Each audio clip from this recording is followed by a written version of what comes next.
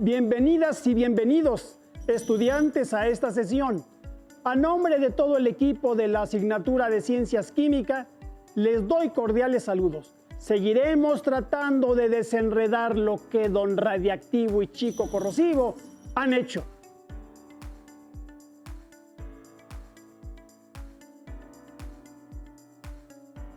La misión de la sesión es reconocer la información de la tabla periódica, así como su importancia en la organización de los elementos químicos. Los materiales, que son las herramientas para combatir a estos villanos, son los siguientes: libro de texto de ciencias con énfasis en química, bitácora científica, que es el cuaderno de notas de la asignatura con la fecha y el título de nuestra sesión, tabla periódica de los elementos químicos, bolígrafo, lápiz y colores. Ya veo que se organizan de tal forma que quieren liberarte, estimada Hilda.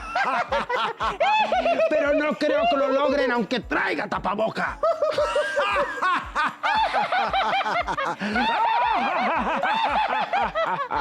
No cantes victoria sin antes debatirnos en un duelo de conocimientos.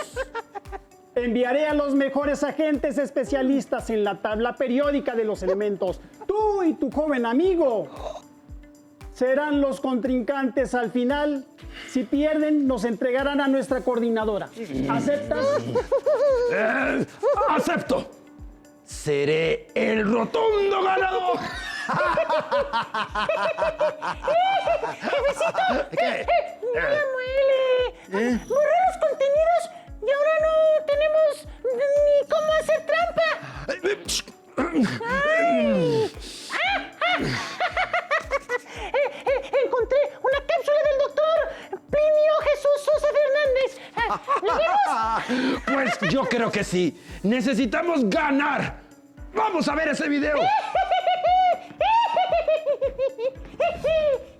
¿Qué tal? ¿Cómo estás? Bienvenido a Aprende en Casa. A una nueva cápsula sobre, en este caso, de química. Te quiero platicar acerca de la tabla periódica de los elementos químicos, ¿sí? Es el resultado de muchos años, de muchos siglos, de muchos científicos que estuvieron de alguna manera tratando de entender de qué están hechas las cosas, ¿sí? Y en ese tratar de entender de qué están hechas las cosas, encontraron que había como la base, como la sustancia de todos los materiales, a partir de la cual se pueden hacer reacciones químicas, se pueden generar otras sustancias y muchas otras cosas más. Esta tabla periódica, pues eso es una tabla, tiene columnas y tiene renglones, y la magia consiste en que Dmitri Mendeleev, un investigador ruso, hace ya 160 años, ¿sí? O sea, en el siglo XIX, en 1869, ¿sí? Él encontró, a él se le ocurrió cómo mostrarle a sus alumnos qué elementos reaccionaban con qué otros, quiénes lo hacían violentamente, quiénes lo hacían despacito y cómo. Y esa manera fue ubicarlos en casillas, ¿no?, de una tabla de columnas y renglones. Y es curioso que 70 años después, 60 años después, en los 30 del siglo XX, otra rama de la ciencia, la mecánica cuántica, nos pudo decir exactamente cómo se acomodan los electrones alrededor de los núcleos. Y les voy a decir, la magia de la tabla periódica de Mendeleev es que esa tablita que él dibujó, que él propuso, refleja, sin querer, sin que él supiera, porque son 60 años antes, refleja cómo se acomodan los electrones alrededor de los núcleos. Y se acomodan así. En la primera capa, 2 electrones. En la segunda y en la tercera, 8 electrones. En la cuarta y en la quinta, 18 electrones. Y en la sexta y en la séptima, 32 electrones. O sea, 2, 8, 8, 18, 18, 32, 32. Y exactamente, ustedes fíjense en su tabla, si tiene una tabla a la mano o ahí en el aula, en la escuela, fíjense ustedes en lo siguiente. ¿Cuántas casillas tiene cada renglón? La primera tiene 2, la segunda y la tercera tienen 8 casillas, la cuarta y la quinta tienen 18 y 18, y la sexta y la séptima 32 y 32. ¿Por qué yo digo que es la magia de la tabla periódica? Bueno, yo soy químico y entonces yo uso mucho la tabla periódica. Les voy a decir una cosa, pero no se la cuenten a nadie. Es el acordeón.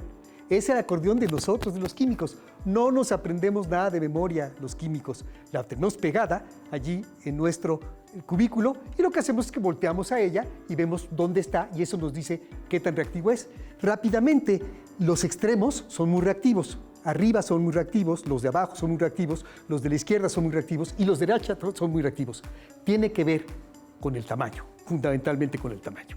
Y bueno, déjenme platicarles otra cosita más. Respecto de la química. Fíjense que yo, pues porque soy profesor de química y porque fui estudiante de química como lo son ustedes ahorita, tiene muy mala fama la química. Dicen que es aburridísima, que es súper aburrida.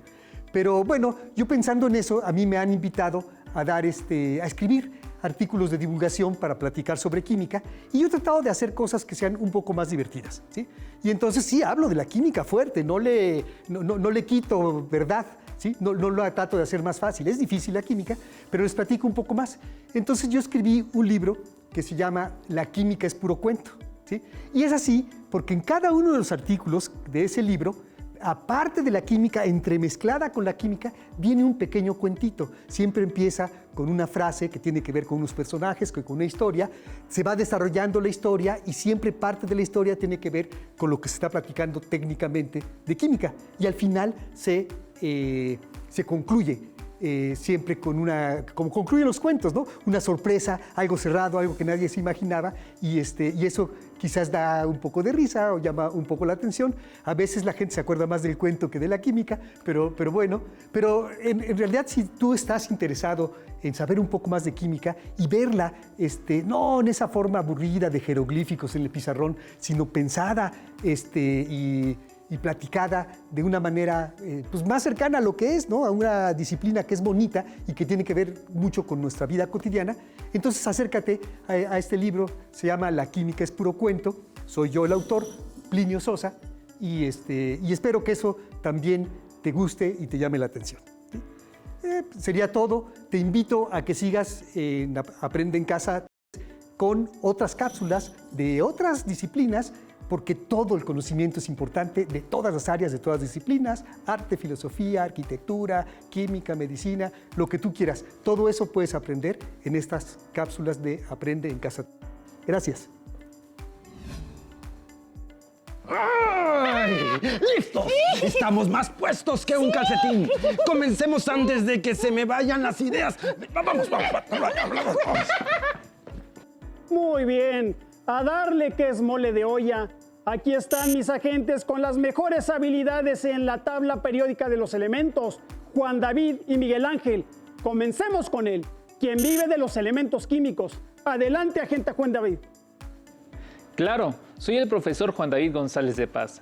Quiero compartirles la experiencia que obtuve a partir de la participación en esta estrategia nacional, Aprende en Casa.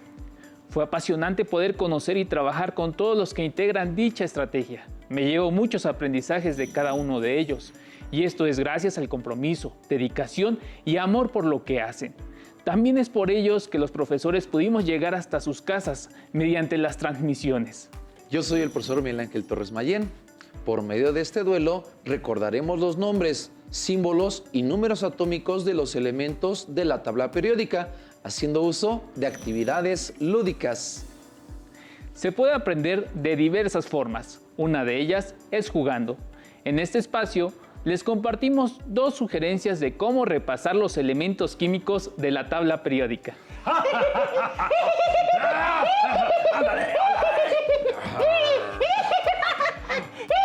Pues mire, nosotros no sabemos jugar. Y por favor, yo necesito que alguien me explique, que nos explique. Para empezar, utilizaremos una tómbola en la que colocamos los números atómicos correspondientes a los elementos químicos representativos de la tabla periódica. Aparte, tenemos algunas tarjetas en las que colocamos 6 símbolos y nombres de los elementos químicos. Sí. El juego consiste en sacar los números atómicos de la tómbola e ir colocando las fichas en las tarjetas que correspondan al elemento químico. El primer jugador que logre completar su tarjeta con las 6 fichas es el que gana. En casa pueden realizar su tómbola utilizando materiales reciclables, como botellas de plástico o algún otro que tengan en casa. No olviden hacer sus tarjetas con 6 símbolos y nombres químicos. Jueguen con su familia. Es momento de divertirse aprendiendo. Bueno, a jugar se ha dicho, ¿eh? A ver, vamos a hacer una ronda. ¿Me dan a mí? ¿Esta es su tarjeta? Es mi tarjeta. Esta es la de nosotros. Esa es la de Es la de nosotros. ustedes. Les doy unas fichitas. Muy bien. Adelante, Si quiere maestro. usted. Oh. Adelante. ¿El número? ¡B3! El número 3. El número 3. ¿Quién tiene el número No 3? lo tengo. Litio. ¡Ah! ¡Yo! ¡Vamos ganando! Número 8. Lo tenemos nosotros. Oxígeno. Oxígeno, ya los empatamos. Vamos 1 y 1. Estoy yendo mal, espérame.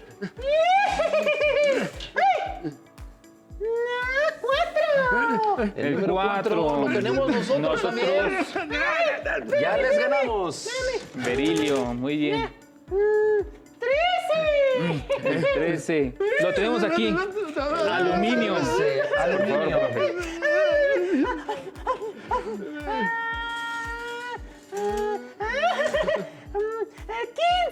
El 15. Nosotros. Nosotros. Fósforo. Creo que no saben jugar. Vamos ganando, profe. El 6. Ese sí no lo tenemos. También lo tenemos nosotros. Sí, aquí está. Carbono 6. Perfecto, carbono. Está en su contra, creo. 19.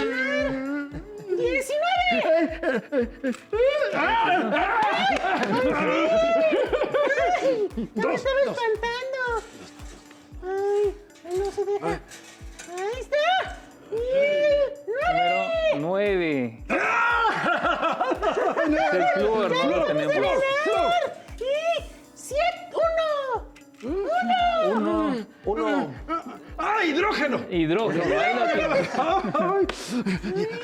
Va reñido, va reñido. Con este se decide el juego. 11. Sodio. Sodio. Aquí lo tenemos. Muy bien, profe. ¡Perdimos! Después de este juego, pasaremos a utilizar otra forma de recordar los símbolos y números atómicos de los elementos químicos, la cual consiste en formar palabras o frases. Para hacer esta actividad utilizarán la tabla periódica. Mediante el uso de 2 o más símbolos químicos, formaremos palabras y frases. De igual manera que la actividad anterior, es necesario que un integrante de su familia se atreva a jugar con ustedes. No entendí. A ver, si son tan buenos, hagan uno. Pueden iniciar con una palabra sencilla para ir conociendo el juego. Por ejemplo, la palabra frío. Si observan la tabla periódica, sabrán que se utilizan los símbolos químicos de francio, que es Fr, de yodo, que es I, y el símbolo del oxígeno, que es la letra O mayúscula. Ahora, veamos que cada elemento tiene un número atómico. Vamos a sumarlos para saber cuántos puntos se juntan en esta palabra. Los números atómicos de los elementos son los siguientes: francio 87, yodo 53 y el oxígeno 8. Suman un total de 148 puntos. ¡Ay, está fácil! ¡Con este sí ganamos! Ahora, ustedes escriban. Es su turno. Identifiquen con qué símbolos químicos se formaron las palabras y sumen sus números atómicos para saber cuántos puntos suman. Comiencen ustedes, por favor. Unimos el símbolo del hierro. Y el símbolo del oxígeno. Y la palabra que se forma es... ¡Feo! Muy bien. Sumamos los números atómicos y da 34 puntos. Muy poquito. Formaremos una que seguramente los dejará perdidos. Miren esta palabra.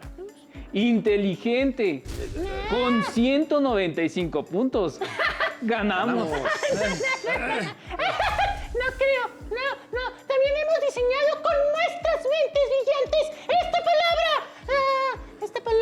Esa. ¡Colibrí! Y con 18 puntos, casi lo rebasamos.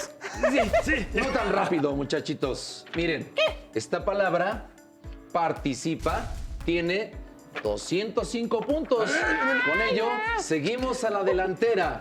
En casa, es momento de que inviten a su familia a jugar y escriban quién puede juntar más puntos por cada palabra o frase que hagan, usando los símbolos de los elementos químicos.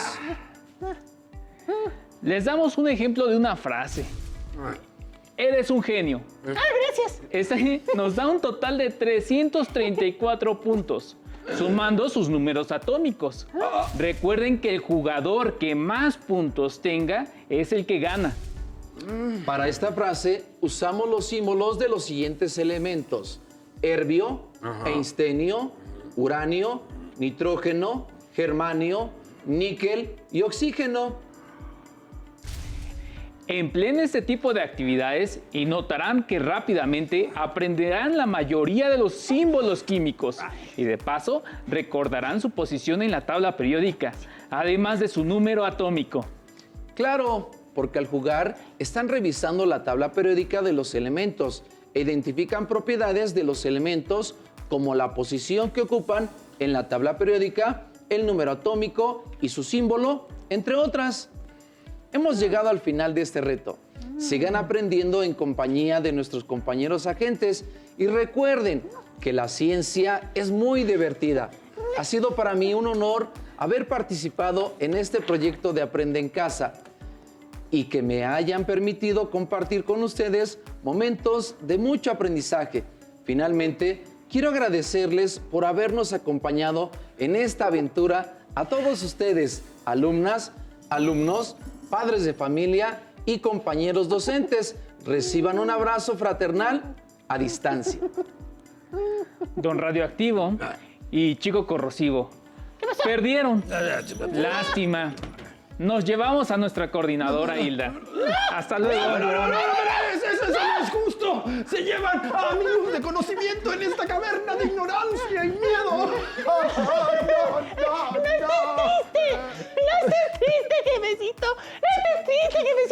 ¿Me tienes a mí? Que aunque parezco una llamarada de petate, te soy leal hasta que no volvamos a perder. Además, yo creo que ellos ganaron no solo porque se han esforzado mucho en aprender química, sino que también son agentes químicos, maestros, docentes, profesores. Escribimos a la gente Álvaro Fernando, que está con el especialista, el doctor Fernando Monroy Dávila. Sí.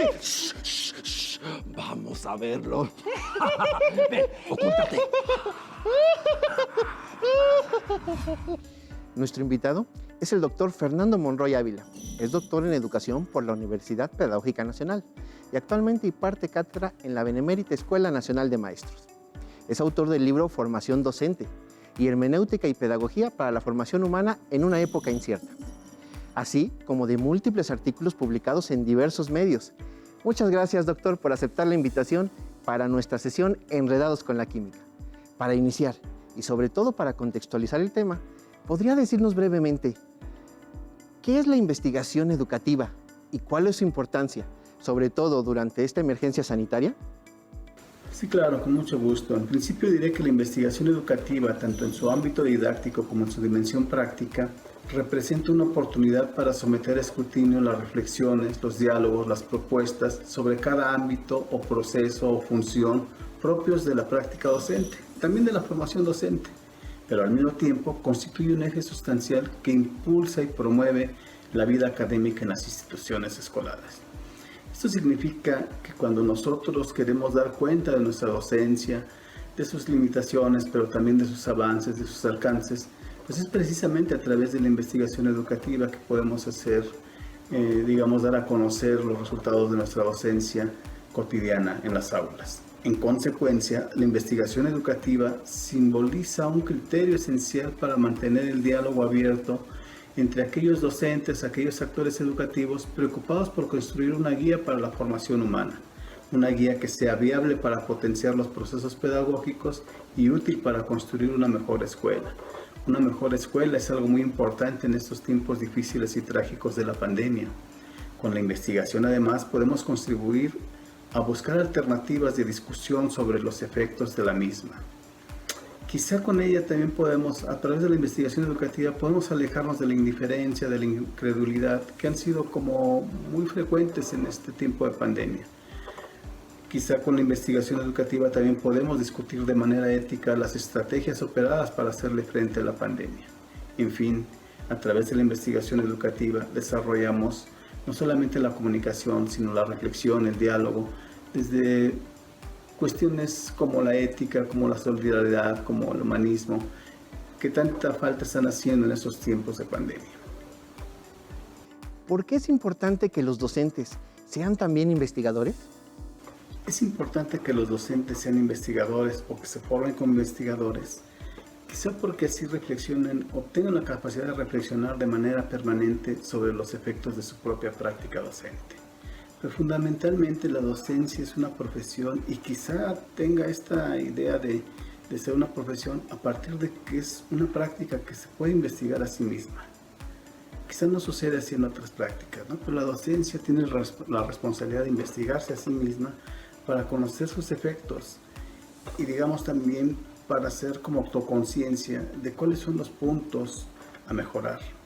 Además, un docente investigador siempre se va a distinguir por el diálogo pedagógico al que convoca su enseñanza y su práctica docente. En ese sentido, la investigación educativa puede ser caracterizada como un recurso dialógico para entablar y potenciar un canal comunicativo entre docentes, pero también como puente para llegarse desde distintas voces y miradas a las necesidades, expectativas e intereses de sus estudiantes.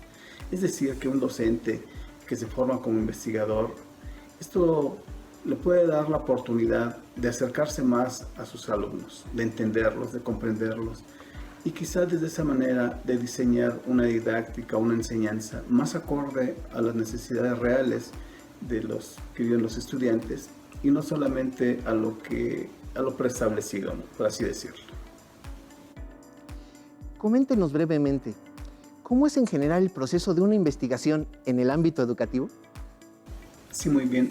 Pues más allá de describir o de enunciar las fases o las etapas de una investigación educativa, yo prefiero decir que una investigación en principio es un proceso de encuentros, un proceso de reedición y quizá también una actividad, una experiencia de resignificar lo vivido.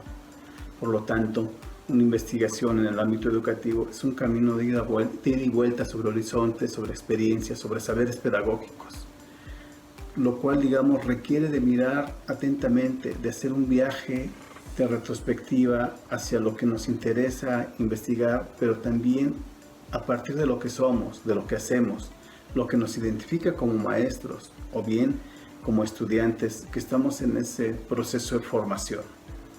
Ahora bien, con esto que digo, no se debe pensar o creer que la investigación es una cosa fácil, y más aún que aquellos quienes se han acercado a la experiencia o exigencia de construir un objeto de investigación lo pueden llevar a cabo sin que, digamos, tenga que mediar una especialización o formación sólida para poder lograrlo.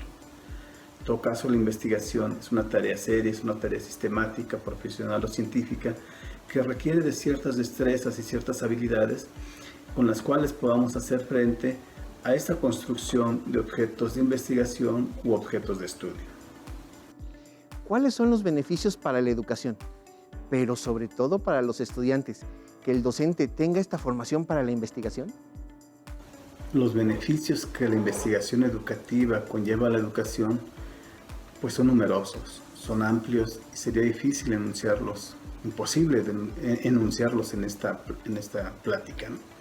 Sin embargo, digamos que esos beneficios, en particular para los estudiantes que se forman bajo la tutela de maestros que hacen investigación, que enseñan a investigar, o que de alguna manera están vinculados con la investigación o se han formado como investigadores, es la oportunidad de construir una nueva escuela, una escuela que se distinga por su capacidad dialógica y por ese interés en cualificar constantemente sus procesos educativos.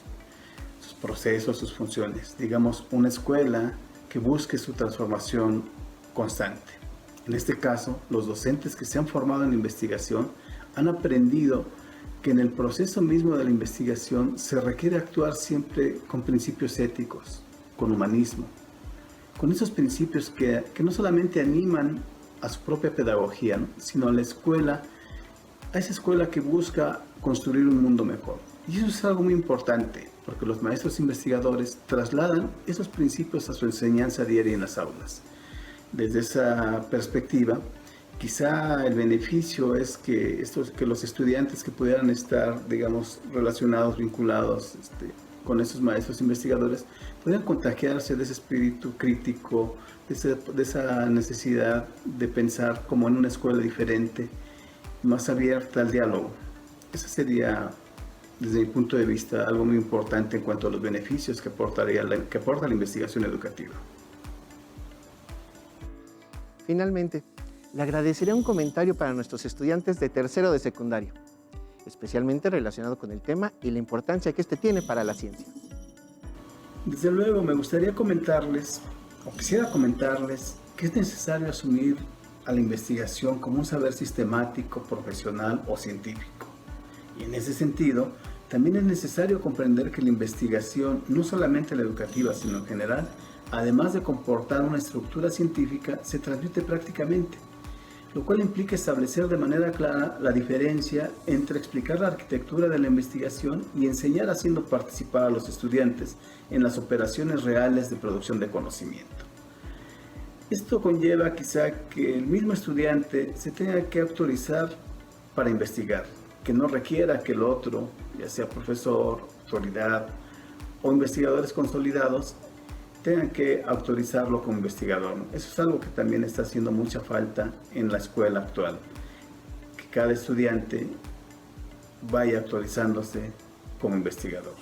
Esto no quiere decir que lo haga de manera descuidada, ¿no?, sino siguiendo procesos, teniendo elementos que le permiten tomar ese posicionamiento y entonces poner en práctica sus metodologías, sus conocimientos, sus saberes, poder acercarse, aproximarse cada vez más al interesante mundo de la investigación. Gracias nuevamente, doctor, por esta interesante participación. Ahora entiendo. Pero no han terminado conmigo. Estaré maquilando otros planes para terminar con ellos. ¡Nos veremos pronto! ¡Pronto! Ya se equivocó otra vez. No. ¡Pronto! Ay, pronto. ¿Qué te pasa? Es que ya. ¡Ay, pronto! ¡Vamos ya! ¿Qué nuevas fechorías estarán tramando estos dos? No importa. Platiquen con sus familiares, compañeras y compañeros de clase, así como con sus profesores. ¿Qué fue lo que más les agradó de este capítulo? Antes de irnos, los dejamos con este divertido meme químico.